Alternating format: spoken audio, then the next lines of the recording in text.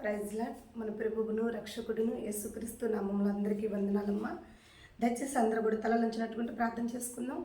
ప్రేమ కనికరమ కలిగిన మా దేవ, మా స్తుతులకు పాత్రుడైన తండ్రి, సూత్రాలు కూడా నీకు వందనమయ్యా. గడిచిన దినములన్నీ కూడా నీ రెక్కల చట్టం మమ్మల్ని భద్రపరిచి నేడు సజీవులుగా ఉంచిన దేవానికి సూత్రమయ్యా. అయ్యా, ఈ దినము ఉపవాస ప్రార్థనలో జరుగుతున్న నా తండ్రి నాయన, ఈ ఒక్క ప్రార్థన కూటాన్ని మీరు జ్ఞాపకం చేసుకోండి. అనేక బిడ్డలతో మీరు మాట్లాడండి. ఇదిగో నా తండ్రి, భారం కలిగిన బిడ్డలు ఎందరో ఉపవాసం ఉంటుంటారు ప్రభా, కన్నీరు విడుస్తుంటారు ప్రభా. అట్టి బిడ్డలందరితో కూడా ఈ వాక్యం ద్వారా మీరు మాట్లాడమని బిడ్డల కొరకు సిద్ధపరిచిన శ్రేష్టమైన నీ ఇలువైన మాటలు నా తండ్రి ఈ సమయంలో బిడ్డలకు దయచేయమని యేసు నామములో ప్రార్థిస్తున్నాం తండ్రి, ఆమేన్. మన ప్రభువును రక్షకుడును యేసు క్రీస్తు ఉన్నతమైన నామంలో అందరికీ వందనాలు చెల్లిస్తున్నామమ్మా. మరి ఎంతమందో చాలామంది ఈ ఉపవాస ఒక ప్రార్థనలో మనందరం కూడా దేవుడి సన్నిధిలో సహవాసం చేస్తూ ఉంటారు. ఈ ఒక ఉపవాస ప్రార్థనలో మనకి ముఖ్యంగా కనపడేవే కన్నీళ్ళు, బాధ. ఎందుకంటే సమస్యలతో భారం కలిగి అనేక మంది కూడా ఉపవాసాలు ఉంటుంటారు. అయితే ఈరోజు దీవం కలిగిన దేవుడు నామములో ఒక 3 సబ్జెక్టుల మీద వాక్యం మాట్లాడమని దేవుడి విలువైన మాటలు నా నోట ఉంచి ఉన్నాడు. దయచేసి ఎవరు కూడా ఈ ఒక 3 సబ్జెక్టులు పూర్తయ్యేంత వరకు కూడా ఈ వీడియోని కట్ చేయకుండా చూస్తే దేవుడు ముఖాముఖంగా మీతోనే మాట్లాడుతున్నాడని, మీ కొరకే ఈ మాటలు దేవుడు దైవ సేవకుల నోట ఉంచాడని, వాళ్ళ ద్వారా ఈ మాటలు మీకు అందిస్తున్నాడని ఖచ్చితంగా ఈ ఒక వాక్యం విన్నాక మనందరికీ కూడా తెలిసింది. కనుక దేవుడైన యెహోవా నోట నుండి వచ్చే ప్రతి మాట కూడా చాలా విలువైన మాట. ఆ విలువైన మాటలు మనము కాపాడుకోవాలి. ఆ విలువైన మాటలు మనము సంపాదించుకోవాలి. ఆ విలువైన మాటల ద్వారా మనము మన జీవితాన్ని తెలుసుకోగలగాలి. ప్రేమ బిడ్డలారా, దయచేసి మొట్టమొదటిది చూడండి. మనము ఉపవాసం ఉండి కన్నీరు విడుస్తూ ప్రార్థన చేస్తున్నప్పుడు ప్రతి ఒక్కరికి ఒక సమస్యతో, ప్రతి ఒక్కరి ఒక బాధ కలిగే ఉపవాసం ఉంటాం, కన్నీరు విడుస్తాం, ప్రార్థన చేస్తాం. అయితే నువ్వు చేసే ప్రార్థన ఎలా ఉండాలి, నీ ప్రార్థన ఎలా ఉండాలి, ఏమి కలిగి ఉండాలి నువ్వు ప్రార్థన చేసేటప్పుడు అనే విషయాల నిమిత్తం ఈరోజు దేవుడు మాట్లాడతాడు. మొట్టమొదటి సబ్జెక్ట్ ఏంటంటే నువ్వు ప్రార్థన చేస్తున్నప్పుడు ఎలా ఉండాలి. రెండో సబ్జెక్ట్ ఏంటంటే నువ్వు చేసే ప్రార్థనలో నీకు విశ్వాసం ఉందా లేదా. మూడో సబ్జెక్టు నీకు విశ్వాసంతో పాటు నమ్మకము ఉందా లేదా. నువ్వు అడుగుతున్న వాటిని పొందుకున్నావని, దేవుడు వాటిని నీకు ఇస్తున్నాడని నువ్వు నమ్ముతున్నావా లేదా. ఈ ఒక 3 సబ్జెక్టులు మీ ముందుకు తీసుకొస్తున్నాడు దేవుడు. కనుక ఆరంభం నుండి ముగింపు వరకు కూడా దేవుడితో సహవాసం కలిగి ఈ ఒక వాక్య పరిచర్యలో దేవుడితో కలిసి మీరందరూ వినాలని కూడా మరి దేవుడు కోరుకుంటున్నాడు. నేను కూడా మీ వద్ద మరి అలాగే వింటారని కూడా కోరుకుంటున్నాను, నేను కూడా నమ్ముతున్నాను. సరే చూద్దాం. మొదటిది నిర్గమాకాండం. ఈ ప్రార్థన అనేది మన జీవితానికి ఒక పునాదమ్మ. నేను మరలా చెప్తున్నానండి, నీ జీవితంలో నా జీవితంలో ప్రార్థన అంటే ఒక పునాది. నువ్వు ప్రార్థిస్తున్నావంటే ఒక పునాది, బలమైన పునాది ప్రార్థన. మొట్టమొదటిగా ఈ ప్రార్థన గురించి నేను కొన్ని మాటలు మీకు తెలియచేయాలనుకుంటున్నాను. ఒక సందర్భంలో మోషే, యెహోషువ, ఇక కాలేబు వీళ్ళందరూ కూడా చాలామంది కలిసి ఉంటారు. కలిసి ఉన్నప్పుడు వాస్తవంగా మనందరికీ తెలిసిన విషయం, ఇశ్రాయేల్ ప్రజల్ని మోషే తన ఒక నాయకత్వంలో ఐగుప్తు దేశము నుండి వాళ్ళని విడిపించి వాళ్ళని నడిపిస్తున్న సమయం ఇది. సమయంలో ఏం జరిగిందంటే ఒక దిక్కట వాళ్ళు చాలా ఊర్లు దాటుకుంటూ చాలా యుద్ధాలు చేస్తూ ఆ భూభాగాలన్నీ కూడా సంపాదించుకోవాలి. ఎందుకంటే దేవుడు వాళ్ళకి ఇచ్చిన భూభాగాలు అవన్నీ కూడా కనుక సంపాదించుకునేటప్పుడు ఒక్కొక్క దిక్కట ఒక్కొక్క భయంకరమైన యుద్ధాలు జరుగుతూ వస్తాయి. అయితే ఆ యుద్ధాలన్నింటిలో కూడా దేవుడు వీళ్ళ పక్షాన కార్యం చేసుకుంటూ వస్తున్నారు. ఒక దిక్కటికి వచ్చేళ్ళకి యుద్ధం జరుగుతుంది, శత్రువులు బలముగా ఉన్నారు. అలాంటి సమయంలో మోషేకు ఒక ఆలోచన వచ్చింది. అయ్యా, ప్రతి యుద్ధంలో కూడా మేము గెలుస్తున్నామంటే ఒకటే, నీ తోడు మాకుంది. అయితే ఈసారి కూడా నీ తోడు మాకు ఉండాలి, నీ కృప మాకు ఉండాలి. అందరూ ఏమో యుద్ధానికి ఎగబడుతున్నారు, యుద్ధం చేయడానికి అందరూ కూడా పరిగెత్తుకుంటున్నారు. కానీ మోషే ఏం చేశాడు తెలుసా, 2 మనుషులను తీసుకుని కొండ మీదకి ఎక్కి కొందరిని యుద్ధం చేయమని చెప్పి కొందరు యుద్ధం చేస్తారంటే మోషే చేసిన పని ఏంటంటే దేవాతి దేవుడు సన్నిధిలో ఒక కొండ చూసుకుని, ఖాళీ స్థలం చూసుకుని, తనతో పాటు ఇద్దరిని ఎంట పెట్టుకుని కొండ మీదకి ఎక్కి ఒక పక్క యుద్ధం జరుగుతుంది, మరొక పక్క మోషే చేస్తుంది ఏంటంటే 2 చేతులు కూడా పైకెత్తి జీవం కలిగిన దేవుడికి ప్రార్థన చేస్తున్నాడు. ఈ ఒక ప్రార్థన ఎలా ఉంది అంటే, మోషే తన చేతులు పైకెత్తినప్పుడు మీరు చూడండి, నిర్గమకాండం 17వ అధ్యాయము 11వ వచనం.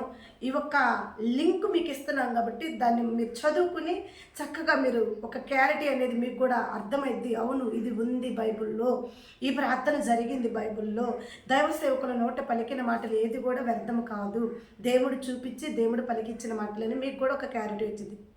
కనుక ఇక్కడ మనం చూస్తే మోషే తన చేతులు పైకెత్తినప్పుడు ఇశ్రాయేలు గెలుస్తుంది. బాగా గమనించారా? మోషే అంట ప్రార్థన చేయడానికి 2 చేతులు ఇలా పైకెత్తినప్పుడంట ఇశ్రాయేలీయులు శత్రువుల మీద గెలుస్తున్నారు. మరలా మనం ఇక్కడే చూస్తే మోషే తన చేతులు దింపినప్పుడు అమాలేకులు గెలిచారంట.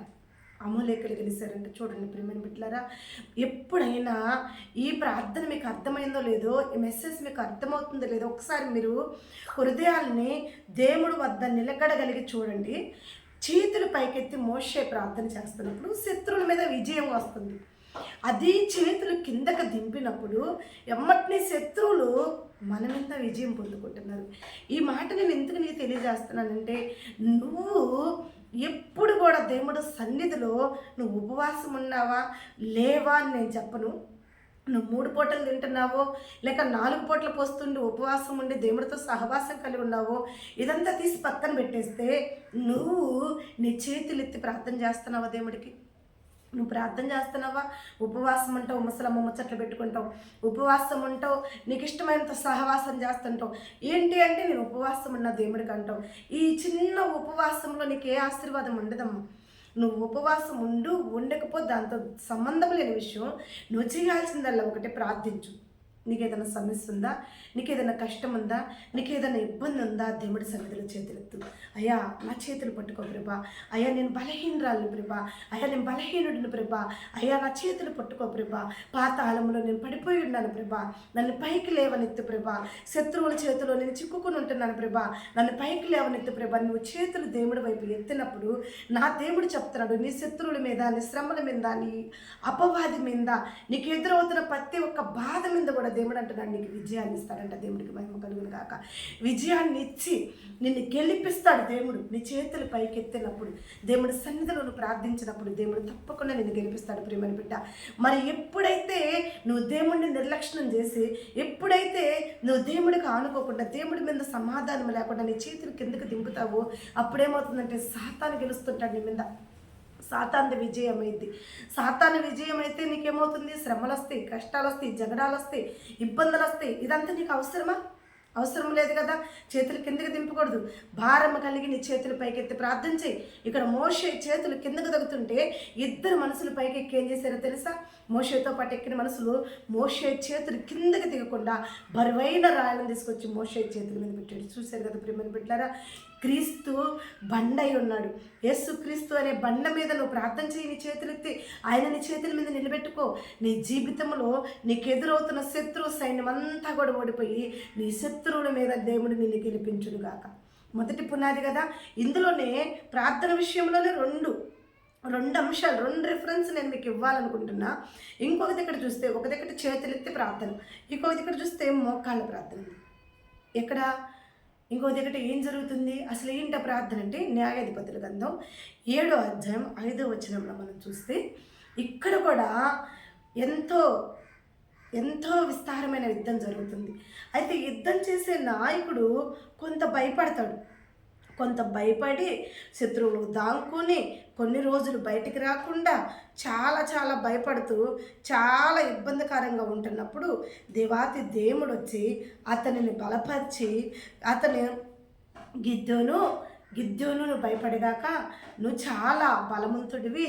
అంటే నేను బలవంతుడినైతే శత్రువులకు అదిరిపోయి ఎట్లా దాముకుంటానమ్మా, దేవుడు మమ్మల్ని ఎడబాసాడు కదా అని అంటే, లేదు లేదు గిద్యోను, నీ ద్వారా దేవుడు నువ్వు మూలిక తలరాయిగా నిలబెట్టబోతున్నాడు, నువ్వు దాముకున్నావు, ఇప్పుడు శత్రువులకు భయపడి ఆ శత్రువుల మీద నీకు విజయాన్ని ఇస్తాడు దేవుడు అని చెప్పి ఇతను బలపరిచినప్పుడు, ఇతను శత్రువులతో యుద్ధం చేయడానికి వెళ్తున్నప్పుడు విస్తారమైన సైన్యాన్ని వేసుకుని వెళ్తున్నాడు.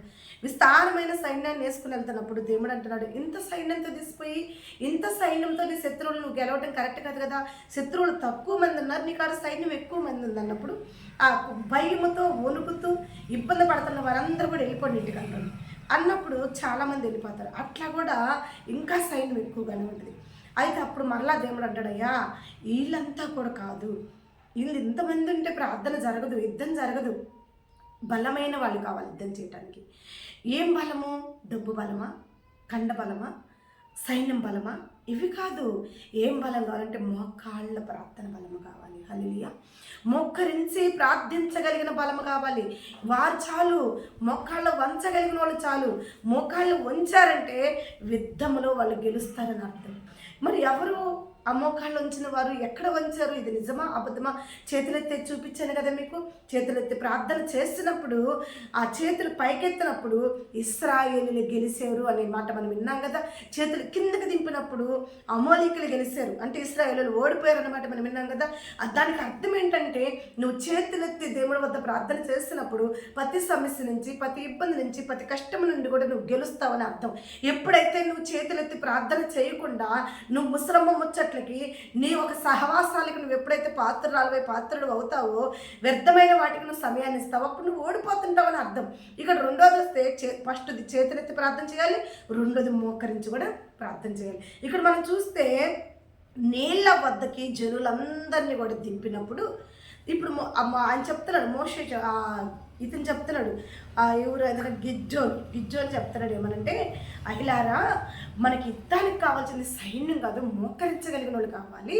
అయితే ఎందరైతే ఈ నీటి వద్ద మోకరించి కుక్క గతికినట్టు నేలకితో నీళ్లు గతుకుతారో వాళ్ళే నాకు సైన్యం, వాళ్ళ ద్వారా నేను శత్రువును ఓడించబోతున్నాను అన్నప్పుడు చూశారు కదా ప్రేమని బిడ్డలారా, ఇక్కడ ఎంతమంది మోకరించారో, ఎంతమంది మోకరించలేకపోయారు చూసారా. మోకరించిన వారితోటి యుద్ధం గెలిచాడు. దేవుడికి మహిమ కలుగును గాక. అంటే నీ ఒక మోకాళ్ళ ప్రార్థన నేల మీద నీ మోకాళ్ళు ఆనిని అనుకో, నీ ప్రార్థన పరలోక రాజ్యంలోకి పోయిద్దంట. దేవుడు తాకిద్ది నీ ప్రార్థన. నీ కాళ్ళు, నీ మోకాళ్ళు నేల తాగితే నీ ప్రార్థన ఎవరిని తాగుతుంది? దేవుని తాగుతుంది.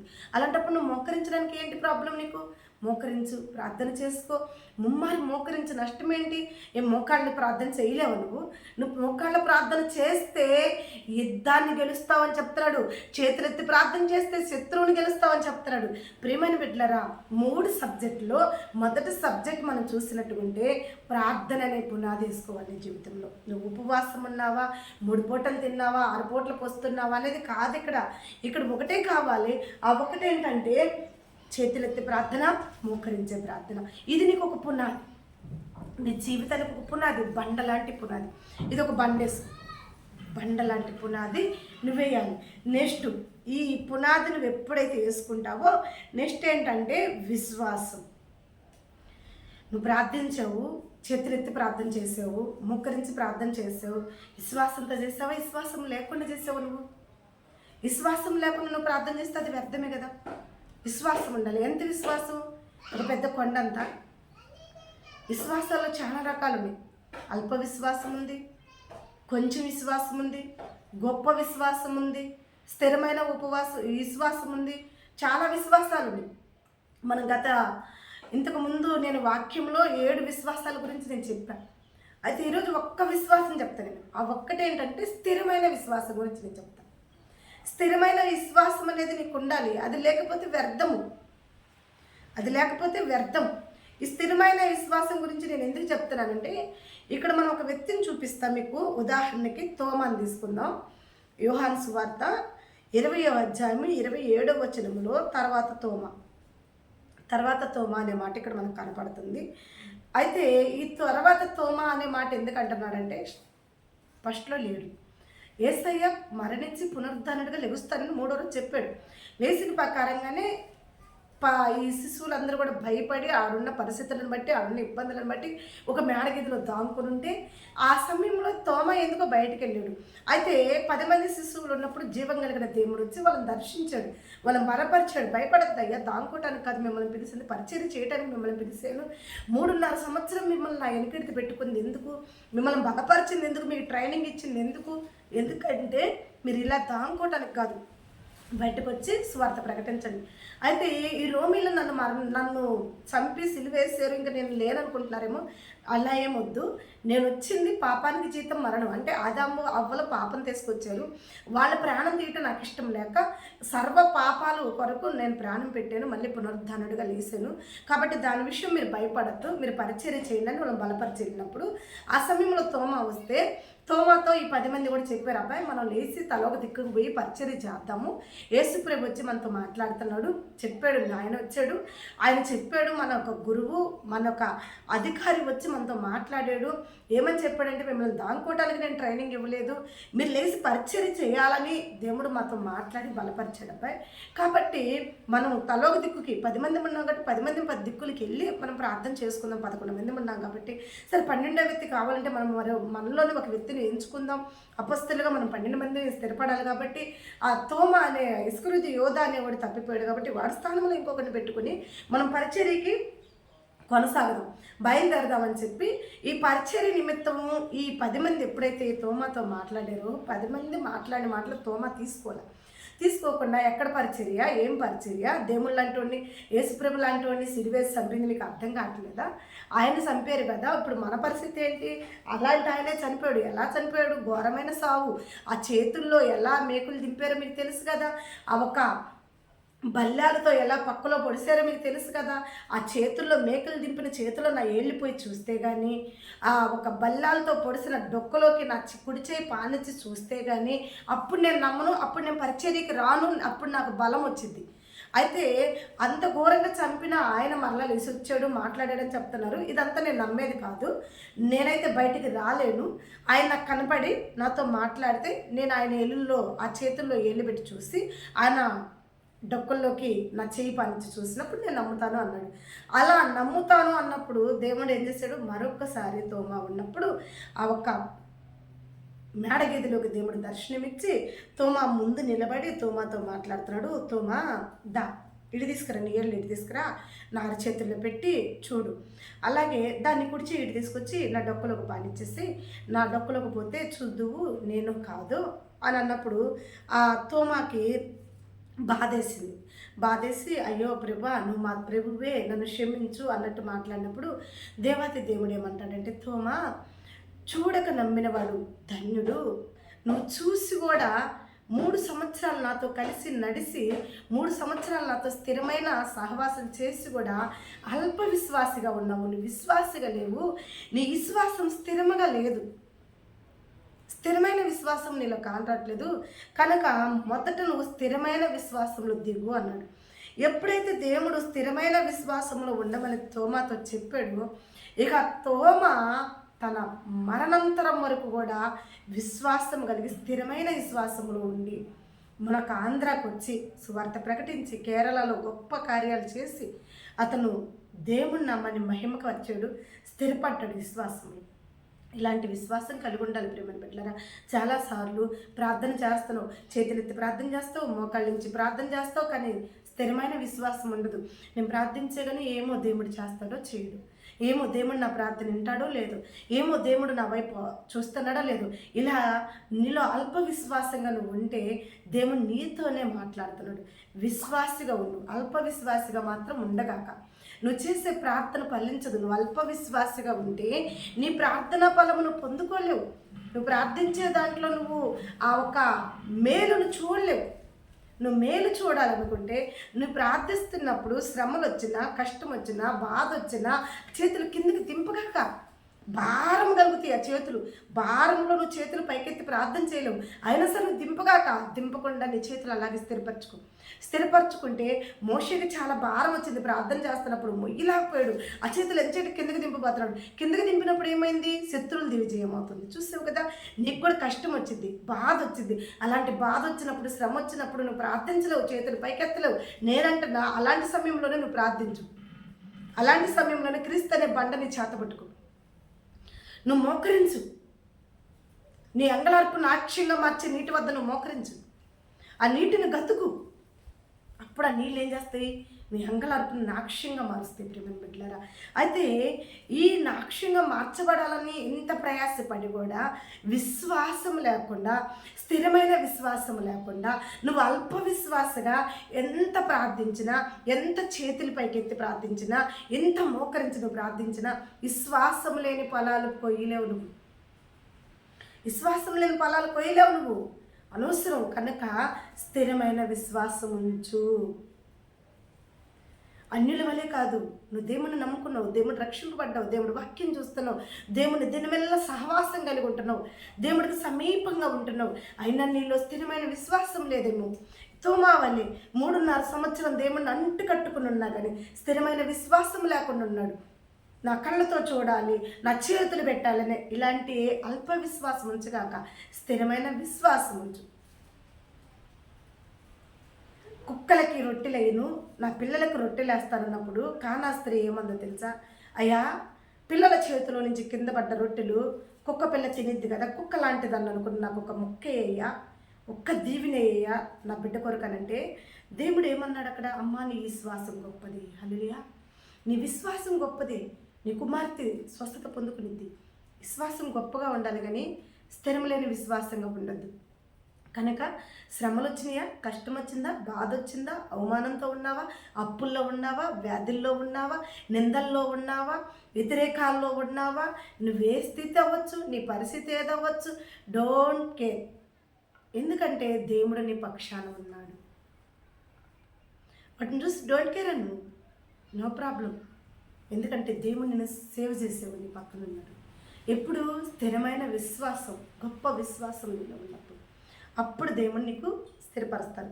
రెండో సబ్జెక్ట్ చూశారు కదా, విశ్వాసం, స్థిరమైన విశ్వాసం. మొదటి సబ్జెక్ట్ ప్రేయర్, ప్రార్థన. రెండో సబ్జెక్ట్ విశ్వాసం. మరి మూడో సబ్జెక్ట్ ఏంటి? ఆ సబ్జెక్ట్కి ఏంది మనం చెప్పుకున్న మాట తెలుసు కదా, నమ్మకం.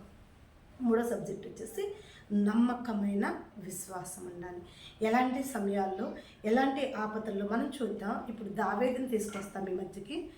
దావీదు గురించి కొన్ని మాటలు మీతో నేను చెప్పాలని ఆసక్తి కలిగి ఉన్నాను. ఎందుకంటే దావీదు గొర్రెల కాపరిలో నుంచి దేవుడు ఆ గొర్రెల దొడ్డిలో నుంచి తీసి సింహాసనానికి రాజుని చేశాడు. కానీ రాజు అయితే అయ్యాడు, కానీ ఎమ్మటినే సింహాసనం అయితే స్వాధీనం చేసుకోలేకపోయాడు. కొన్ని ఇబ్బందులు ఉన్నాయి. బహుమతి పొందాలంటే నేను ఒక మాట చెప్తానండి. ఇప్పుడు పరుగు పందెంలో పరిగెత్తినోడికి బహుమతి ఉంటుంది, ముందే ప్రకటిస్తారు. అయ్యా, బహుమతి ఉంది, పలానా గేమ్లో మీరు గెలిస్తే బహుమతి ఉంది అంటాడు. కానీ ముందు బహుమతి ఇవ్వడు కదా.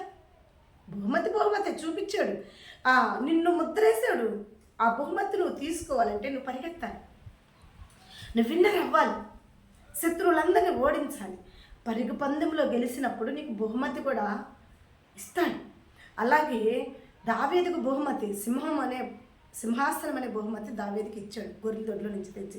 కానీ ఎమ్మటిని అంత తేలిగ్గా ఏమీ ఆ సింహాసనం పొందుకోవడానికి వీలు కాదు. పరిగెత్తాలి దావీదు. శ్రమలనే మార్గంలో పరిగెత్తి గెలవాలి. కష్టమనే మార్గంలో, శత్రువులనే మార్గంలో పరిగెత్తి, కన్నీళ్ళనే మార్గంలో పరిగెత్తి గెలవాలి. గెలిచినప్పుడే ఆ సింహాసనాన్ని స్వాధీనం చేసుకోగలుగుతాడు. లేకపోతే దేవుడైతే చెప్పాడు, ప్రకటించాడు, నీకే సింహాసనం అన్నాడు. కానీ నువ్వు పరిగెత్తకుండా, నువ్వు శ్రమ పొందకుండా, కన్నీళ్ళల్లో పరిగెత్తకుండా, శ్రమల్లో పరిగెత్తకుండా సింహాసనం ఇవ్వడు. కాబట్టి అక్కడ ఒక సౌలు అనే ముళ్ళుని పెట్టాడు. ఈ సౌలు ఏం చేస్తున్నాడు? ఇతను సింహాసనం తీసుకోవటానికి సౌలుకి ఇష్టం కలక్క అతను ముమ్మారు శ్రమలు పెడుతున్నాడు, ముమ్మారు అతని ప్రాణాలు తీయాలనుకుంటున్నాడు. ఈ సౌలు చేతి దాడి తట్టుకోలేక సౌలు వేట దాడి తట్టుకోలేక పరిగెత్తుతున్నాడు. ఎంత దూరం పరిగెత్తుతున్నాడు అంటే ఇళ్లలోకి పరిగెత్తుతున్నాడు. ఇళ్లలో సౌలు మనుషులు ఉంటారు. పొలాల్లోకి పరిగెత్తుతాడు, పొలాల్లో సౌలు మనుషులు ఉంటారు. కొండల్లోకి పరిగెత్తాడు, సౌలు దేరాడుకుంటా మనుషులు పెట్టుకుని వెళ్ళాడు. ఇక ఎక్కడ పరిగెత్తుకోవాలి, ఎంత దూరం పోవాలి? సౌలు రాని ప్లేస్ ఏముంది, స్థలం ఎక్కడుంది? చుట్టుపక్కల కూడా సౌలుకు తెలిసిన జనమే. ఎందుకంటే సౌలు ఒక రాజు అయి ఉన్నాడు కాబట్టి, సౌలు ఒక పరిపాలిస్తున్నవాడు కాబట్టి, సౌలుకి అడుగడుగున తన మనుషులు ఉన్నారు. దావీదు ఎంత లెక్క దాముకోవాలన్నా దావీదుకు వల్ల కాటలు అక్కడ. సౌలు ఎంటాడుతున్నాడు. అలాగే ప్రియమైన బిడ్డలారా, ఈరోజు నువ్వు ఎంత దాముకోవాలన్నా శ్రమలు నిన్ను ఎంటాడుతూనే ఉంటాయి. నువ్వెంత దూరం పరిగెత్తినా నిన్ను వెంటాడుతూనే ఉంటాయి. అలా అని శ్రమలకి నిన్ను అప్పచెబుతాడని నువ్వు అనుకోవద్దు. నువ్వు పరిగెత్తాలంతే, నువ్వు గెలవాలంతే. ఏబు గెలిచాడు కదా, ఏబు గెలిచాడు. ఇక్కడ దావీదు చూద్దాం. పరిగెత్తుతూ ఇక తట్టుకోలేని దావీదు ఏం చేశాడు తెలుసా? శత్రువుల ఊరిలోకి వెళ్ళిపోయాడు, శత్రువుల రాజ్యంలోకి వెళ్ళిపోయాడు. ఇప్పుడు శత్రువుల రాజ్యంలోకి వెళ్ళారు. దావీదుని చూడగానే శత్రువులు ఊరుకుంటారా? ఊరుకోరు. శత్రువులు ఏం చేస్తారు? దావీదుని చంపేస్తారు. ఎందుకంటే వాళ్ళ మనిషిని దావీదు చంపేశాడు కదా.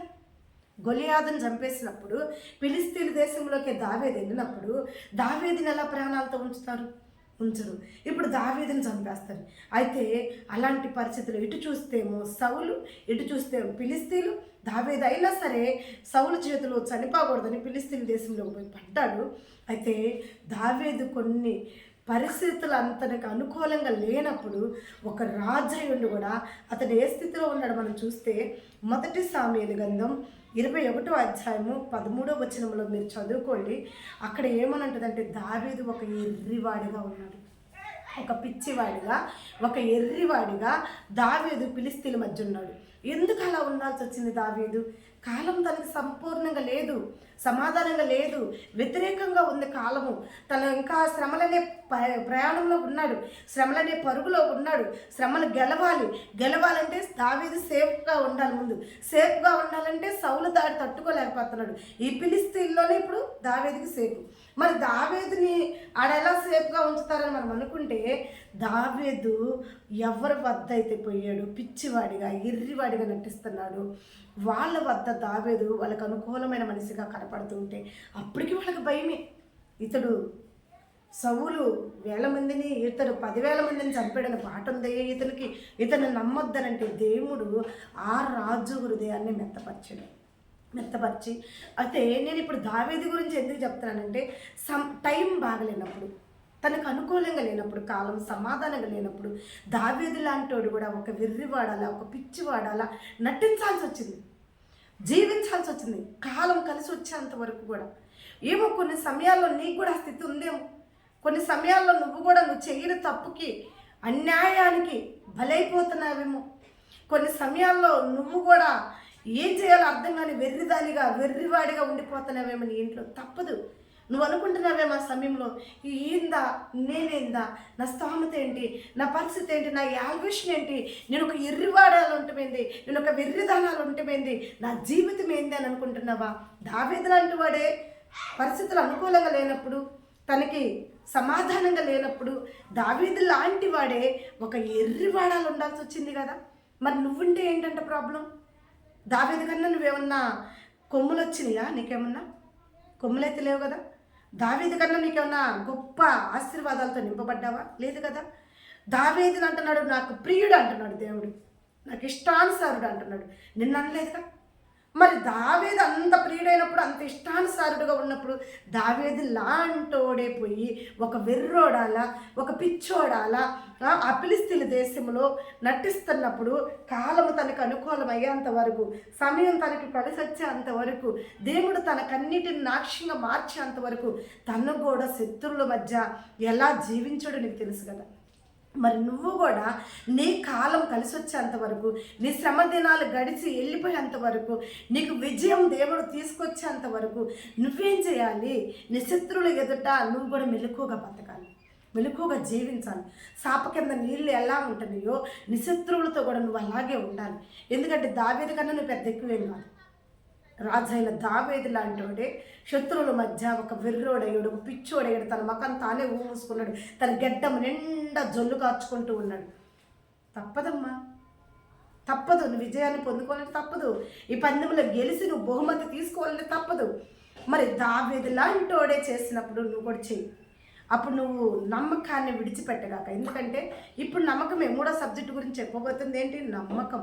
మరి అలాంటి సమయంలో దావీదుకి నమ్మకం ఎక్కడ వచ్చింది, ఎలా వచ్చింది, ఏంటి అని మనం చూస్తే దావీదు చూద్దాం. మనం కీర్తనల గ్రంథంలో దావీదు సాక్ష్యం చూద్దాం. మనం కీర్తన 56వ కీర్తన 8వ వచనం చూస్తే ఇక్కడ చెప్తున్నాడు,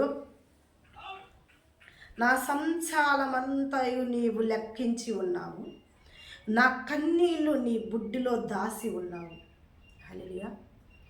తను ఎలా సంచరించి ఉన్నాడు, తను ఎంత పరిగెత్తుతున్నాడు, ఏ శ్రమల్లో పరిగెత్తుతున్నాడు, ఏ కష్టంలో పరిగెత్తుతున్నాడు, ఏ అవమానంలో పరిగెత్తుతున్నాడు, శత్రువులు ఎదట ఎలా పరిగెత్తుతున్నాడు, ఎలా మెలకుగా ఉన్నాడు శత్రువుల మధ్య, అలాగే రాజైన సౌలు చేతిలో ఎలా పరుగులు తీస్తున్నాడు.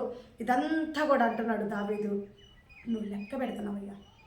నేను ఎన్ని శ్రమలు పడుతున్నానో, ఎన్ని బాధలు పడుతున్నానో, ఎన్ని అవమానాలు పడుతున్నానో. నేను ఒకవేళ మర్చిపోవచ్చు, నేను ఏడదానుకున్నాను, ఆడదానుకున్నాను, ఆశ్రమాన్ని నేను మర్చిపోవచ్చు. కానీ నువ్వు లెక్క పెట్టి ఉన్నావు. నువ్వు లెక్క పెట్టావు కాబట్టి నాకు విజయం ఉంది. మరలా ఇక్కడ ఏమంటున్నాడు, నేను కన్నీరు కారుస్తున్నాను. ఎందుకంటే ఇంటికి దూరం అయిపోయా, తోబుట్టువులకు దూరం అయిపోయా, తల్లిదండ్రులకు దూరం అయిపోయా, ఆ మేకాల నుంచి పెళ్లి చేస్తానన్నాడు, సరే ఒకళ్ళు పెళ్లి చేసుకుంటే భార్యకి దూరం అయిపోయి ఉన్నా. ఈ సమస్తాన్ని దూరం చేసుకుని నేను అంతకుముందు గొర్రెలు కాపరిగా ఉన్నా, నా వారి ముందు, నా ప్రజల ముందు ఉన్నా. కానీ ఇప్పుడు నేను పరాలైపోయి నా ప్రాణాన్ని నా గుప్పిట్లో పెట్టుకుని ఉన్నాను. కానీ నా శ్రమలన్నీ కూడా నువ్వు లెక్క పెట్టుకుని ఉన్నావు అని చెప్తున్నాడు. ఇక్కడ మరలా రెండో మాట ఏమంటున్నాడంటే, ఎన్నో రాత్రులు నేను కన్నీళ్ళు కార్చానయ్యా, ఎన్నో రాత్రులు నేను బాధపడ్డానయ్యా. నా స్థితి ఏంటి, నా పరిస్థితి ఏంటి, నా దేవుడు చూస్తున్నాడా లేదా, మారుస్తాడా లేదా, నన్ను ఆయన జ్ఞాపకం చేసుకుంటున్నాడా లేదా అని ఆలోచన చేస్తే ఈయన లెక్క పెట్టున్నాడంట, రాసుకుని ఉంటున్నాడంట. దావీదు పడుతున్న శ్రమలు, దావీదు పోతున్న ఊర్లు, దావీదు దానుకుంటున్న స్థలాలు, దావీదుని ఎంటాడుతున్న శత్రువులు మొత్తాన్ని కూడా దేవుడు లెక్కించి ఉన్నాడంట. దావీదు కార్చిన కన్నీళ్ళన్నీ కూడా దేవుడు ఏం చేశాడు, ఒక బుడ్డిలో దాచిపెట్టుకున్నాడంట. దేవుడికి మహిమ కలుగును గాక. దావీదు సాక్ష్యం, ఇది నా సాక్ష్యం కాదు, అవునా? దావీదు సాక్ష్యం ఇస్తున్నాడు. ఏమని ఇస్తున్నాడు? నా కన్నీళ్ళు వ్యర్థం కాలేదయ్యా, నా కన్నీళ్ళు ఆరిపోలేదయ్యా, నా కన్నీళ్ళు పారిపోలేదయ్యా, బుడ్డిలో భద్రం చేయబడి. హల్లెలూయా. అలా చేయబడ్డప్పుడు దావీదుకి ఎంత సంతోషంగా ఉంటుంది, ఎంత ఆనందంగా ఉంటుందో మీరు చూస్తున్నారా? మరొకటి ఇక్కడ దావీదు ఏమని సాక్ష్యం ఇస్తున్నాడంటే 34 చూడండి. నమ్మకం గురించి మనం మాట్లాడుకుంటున్నాం ప్రియమైన బిడ్డలారా. ఈ నమ్మకము దావీదుకు ఉంది. ఎలా ఉంది? నేను శ్రమలు పడుతున్నాను, నేను కష్టాలు పడుతున్నాను, నేను బాధలు పడుతున్నాను, అయినా నా దేవుడైన యెహోవా నన్ను ఘనపరుస్తాడు, నన్ను రక్షిస్తాడు. ఇక్కడ 9వ అధ్యాయంలో కీర్తనల గ్రంథం 56లో 8 చదువుకున్నాం మనం. 9కి వస్తే, నేను మొరపెట్టిన దినములు నా శత్రువులు వెన్నకకు తిరిగి వెళ్ళిపోయారు. హల్లెలూయా. చూస్తున్నారా? దేవుడు నా పక్షమున నన్ను ఏం చేశాడు? శత్రువుల మీద గెలిపించాడని ఇక్కడ ఓకే. దావీదు స్పష్టంగా అతని మాటల్లో మనకు తెలియజేస్తున్నాడు. అతను ఒక సాక్ష్యపూర్వకంగా కూడా మన ముందుకు తీసుకొచ్చాడు మాటలు. ఎందుకంటే సామ్యూయేలు గ్రంథంలో అతను స్థిరపడ్డాడు. దావీదు గ్రంథం దాని ద్వారా బై మిస్టేక్ కీర్తనల గ్రంథంలో సాక్ష్యం ఇస్తున్నాడు. ఈ సాక్ష్యంలో ఏమంటున్నాడు? నేను మొరపెట్టగా నా దినములు నా శత్రువులు వెనుకకు తిరిగి వెళ్ళిపోయారు. దేవుడు నా పక్షాన ఉన్నాడు, నా ప్రాబ్లం లేదు. ఇంకొక దిక్కట ఏమన్నాడు? ఇంత చేసిన దేవుడిని శృతించాలంట. ఇంత చేసిన దేవుడిని ఎలా శృతిస్తున్నాడు? కీర్తన గ్రంథం మనం చూసుకుందాం. 34వ కీర్తన ఒకసారి మనం చూసుకుంటే, కీర్తన గ్రంథం 34వ కీర్తన ఇక్కడ మొదటి అధ్యాయం నుంచి చూస్తే, నేను ఎల్లప్పుడూ యెహోవాని సన్నతించుదును, నిత్యము ఆయన కీర్తన నోట ఉండును. ఇక్కడ వింటున్నారా ప్రియమైన బిడ్డలారా? ఇక నేను మర్చిపోను నా దేవుడిని. నా నమ్మకం ఎన్నడూ కూడా నా దేవుడు వ్యర్థం చేయలేదు. శత్రువుల చేతిలో నన్ను గెలిపించాడు, ఫిలిష్తీయుల చేతిలో నుంచి నాకు విజయాన్ని ఇచ్చాడు, నా ప్రాణాన్ని రక్షించాడు. నా శత్రువులు ఏ శత్రువులను చూసి నేను భయపడ్డాను, ఏ ఒక సౌలుని చూసి నేను అదిరిపోయి పరాలయ్యాను, ఆ సౌలు ఏమైపోయాడు, వెనక్కి తిరిగి వెళ్ళిపోయాడు. ఈ శత్రువులు కూడా వెనక్కి తిరిగి వెళ్ళిపోయారు. సౌలు అసలు భూమి మీదే లేకుండా తుడిచిపెట్టేసాడు దేవుడు. ఎమ్మటిని నా సింహాసనం, నాకు ఇస్తానన్న సింహాసనం, నాకు ఇస్తానన్న గిఫ్ట్, నాకు ఇస్తానన్న బహుమతి, నా పందెంలో నేను గెలిచాను కాబట్టి, శ్రమలనే పందెంలోను, అవమానం అనే పందెంలోను, ఇరుకులోను, శత్రువుల చేతిలో నుండి, ఇబ్బందుల్లో నుండి, కన్నీటిలో నుండి నేను గెలిచాను కాబట్టి, నా దినములు దేవుడు లెక్క పెట్టుకున్నాడు కాబట్టి, ఎన్ని రోజులు నేను కష్టపడాలో, ఎంతకాలం నేను కష్టపడాలో దేవుడు లెక్కించి ఉన్నాడు కాబట్టి, నా కన్నీళ్ళు అప్పటి వరకు నేను కార్చిన కన్నీళ్ళన్నీ ఆయన బుడ్డిలో భద్రపరిచి ఉన్నాడు కాబట్టి, నిశ్చంతగా నా దేవుడు నన్ను గెలిపించాడు కాబట్టి, నా శత్రువులందరూ కూడా తిరిగి వెనక్కి వెళ్ళిపోయారు. హల్లెలూయా. కనుక నా నమ్మకం ఎక్కడ వ్యర్థం కాలేదు కాబట్టి, నేను ఇప్పుడు ఏం చేయబోతున్నాను, నా దేవుణ్ణి మహిమపరచబోతున్నా, ఆయన్ని నిత్యము ఎల్లప్పుడూ కీర్తిస్తాను, ఎల్లప్పుడూ శృతిస్తాను. దేవుడికి మహిమ కలుగును గాక. ప్రియమైన బిడ్డలారా, 3 సబ్జెక్టులు మీకు అర్థమైనయా? 1, 2 చేతులు ఎత్తాలి, మోకాళ్ళు వంచాలి, ప్రార్థన చేయాలి. ప్రార్థన అనేది ఒక రాయి లాంటి ప్రార్థన, బండ లాంటి ప్రార్థన. విశ్వాసం అనేది ఒక ఇసుక లాంటిది. ఇక నమ్మకం అనేది ఒక సిమెంట్ లాంటిది. ఇక మీరు గమనించండి, రాయ, ఇసుక, సిమెంటు, ఈ 3 కలిస్తే ఒక కుటుంబం అవుతుంది, ఒక ఇల్లు అవుతుంది. ప్రియమైన బిడ్డలారా, ఒక గుడారం కట్టగలుగుతాం. అలాగే ప్రార్థన, అలాగే విశ్వాసం, అలాగే నమ్మకం, ఈ 3 నీలో ఉన్నాయనుకో, నువ్వు ఉపవాసం ఉండి ప్రార్థన చేస్తున్నప్పుడు, ఈ 3 నువ్వు కలిగి నువ్వు ప్రార్థన చేస్తున్నప్పుడు నీ జీవితం అనే ఇల్లు కట్టగలుగుతావు. దేవుడికి మహిమ కలుగును గాక. శ్రమలన్నీ తొలగిపోతాయి, అవమానం అంతా తొలగిపోయింది, నిందలన్నీ తొలగిపోతాయి, నీ కష్టాలన్నీ తొలగిపోతాయి, నీ జీవితం కట్టబడుతుంది. ప్రియమైన బిడ్డ, చూడు, రాయి లేకుండా కట్టగలుగుతావా? చూడు, ఇసుక లేకుండా నువ్వు కట్టగలుగుతావా? సిమెంట్ లేకుండా నువ్వు కట్టగలుగుతావా? అలాగే ప్రార్థన లేకుండా నీ జీవితం కట్టలేవు. అలాగే విశ్వాసం లేకుండా నువ్వు ప్రార్థించిన ప్రార్థనకి ఫలాలు తెచ్చుకోలేవు. నమ్మకం లేకుండా నీ విశ్వాసం ఉన్న ప్రార్థన ఉన్న వ్యర్థమే. నమ్మకం లేకపోతే అసలు నీ జీవితంలో నీ ప్రార్థనకు సమాధానం. అందుకే అన్నాడు దేవుడు, ఏమన్నాడు? మనం చూస్తే మార్కు సువార్త 9వ అధ్యాయంలో, మార్కు సువార్త 9వ అధ్యాయం 23వ వచనంలో దేవుడు ఒక మాట అంటాడు నమ్మకం గురించి. ఏంటంటే, నమ్ముట నీ వలనైతే నమ్మువాడికి సమస్తము సాధ్యమే. హల్లెలూయా. చూడండి, ఇక్కడ ఒకటి సాధ్యం అని చెప్పాడా? కన్నీళ్ళు తుడుస్తానులే, అది సాధ్యం అన్నాడా? కొన్ని కష్టాలు తీరుస్తారే, అది సాధ్యం అన్నాడా? కొన్ని రోగం తీసేస్తాను. ఇక్కడ అంటున్నాడు, నీకొక మెసేజ్ దేవుడు ఇస్తున్నాడు. ఆ మెసేజ్ నీకు అర్థమవుతుందా? ఈ నమ్మకం అనే పునాది నీకుంటేనంటే సమస్తము సాధ్యమే అంట. నీకు 1 కాదు 2 కాదు, సమస్తము సాధ్యం కలిగి ఉంటాం. మరి చక్కని పాట ఒకటి ఉంది. ఈ సమయంలో మీకు నేను ఒక్క మాట జ్ఞాపకం చేస్తూ ఉండండి. మన స్థితి ఏంటో తెలియని పరిస్థితుల్లో మనం ఉన్నప్పుడు, మన దారి ఏంటో మనం తెలియని పరిస్థితుల్లో ఉన్నప్పుడు, కానీ దావీదునే మనం తీసుకున్నాం. ఇప్పుడు దావీదు గురించి మనం మాట్లాడుకున్నాం. దావీదే పాడుతున్నాడని మనం అనుకుందాం. ఈ దారిలో ఎల్లాలో తెలియక, దావీదుకి తెలుస్తుందా? ఇటు వస్తే సౌలు దాడి, అటు వస్తే ఫిలిష్తీయుల దాడి, ఏ దారిలో వెళ్ళాలో అర్థం కావట్లా. ఈ దారిలో ఎల్లాలో తెలియక ఆగిపోయానయ్యా. ఆగిపోయాడు, శత్రువులు కాడ ఆగిపోయాడు, తప్పట్లా. ఈ సౌలు చేతిలో మరణించే కన్నా ఫిలిష్తీయుల చేతిలోకి వెళ్ళాడు, ఆడ ఆగిపోయాడు.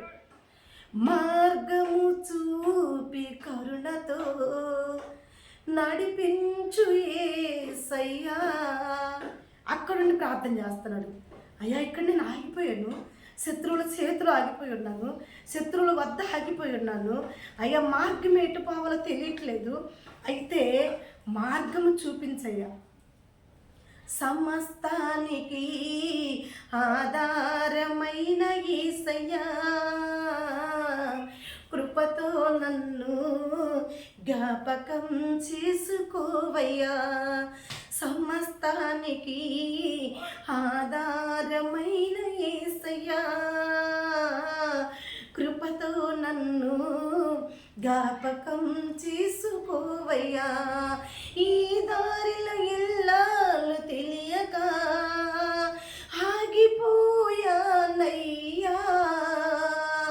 మార్గము చూపి కరుణతో నడిపించు యేసయ్యా. అప్పుడు దావీదు అనుకుని ఉండొచ్చుగా, మనం చెప్తున్నా ఇది దావీదు పాడిన పాట కాదులే, ఇది దైవ సేవకులు పాడిన పాట. కానీ దావీదును ఊహించుకుంటే తన జీవితానికి సెట్ అయింది పాట.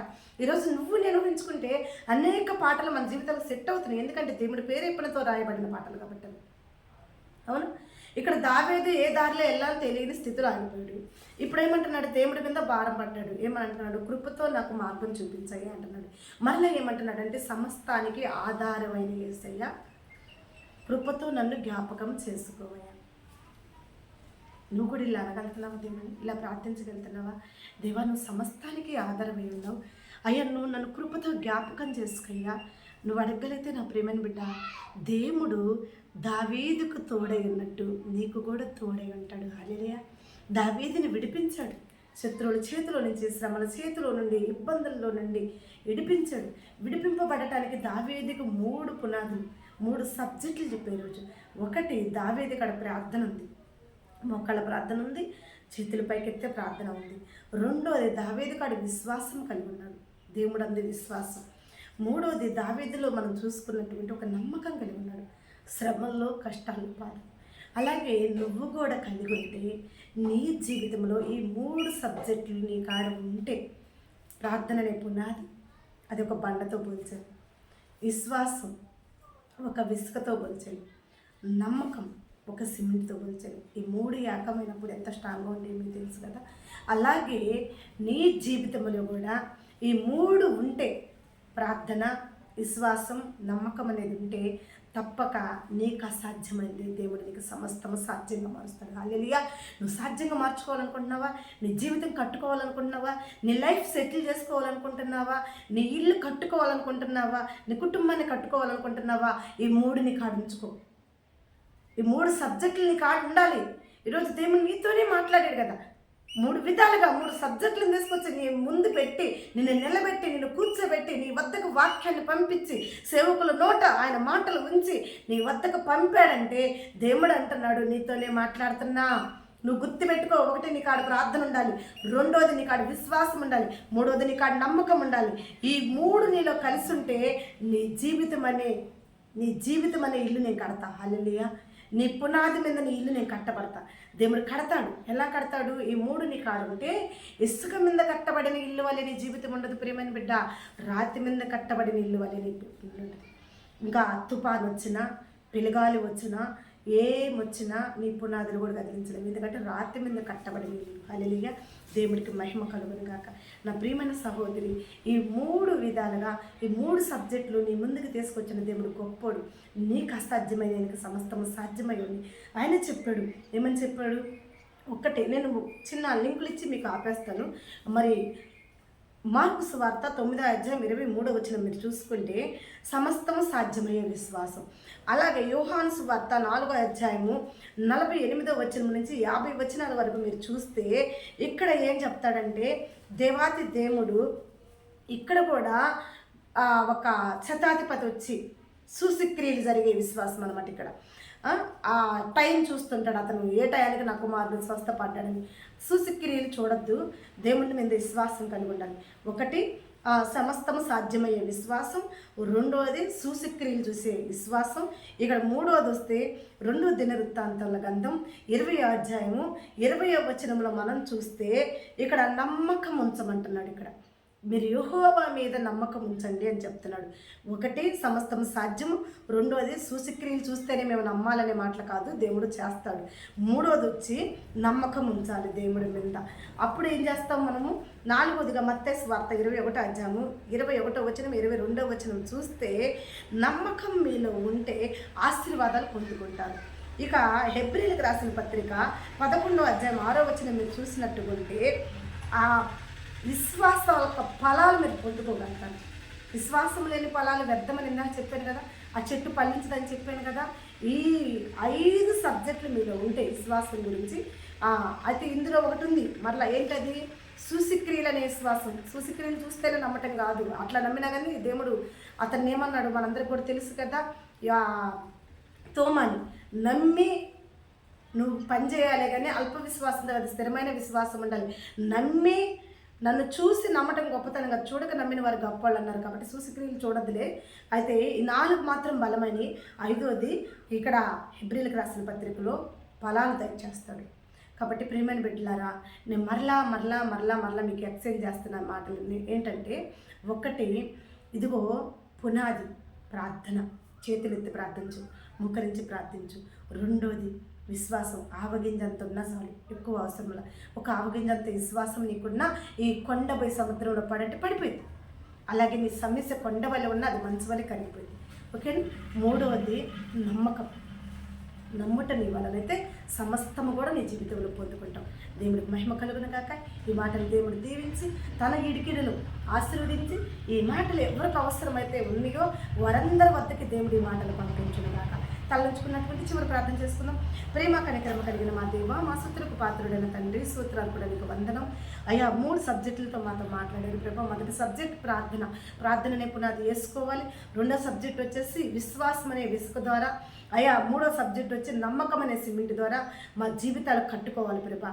అప్పుడే స్థిరపడతాయి ప్రభా. అయ్యా ఇసుక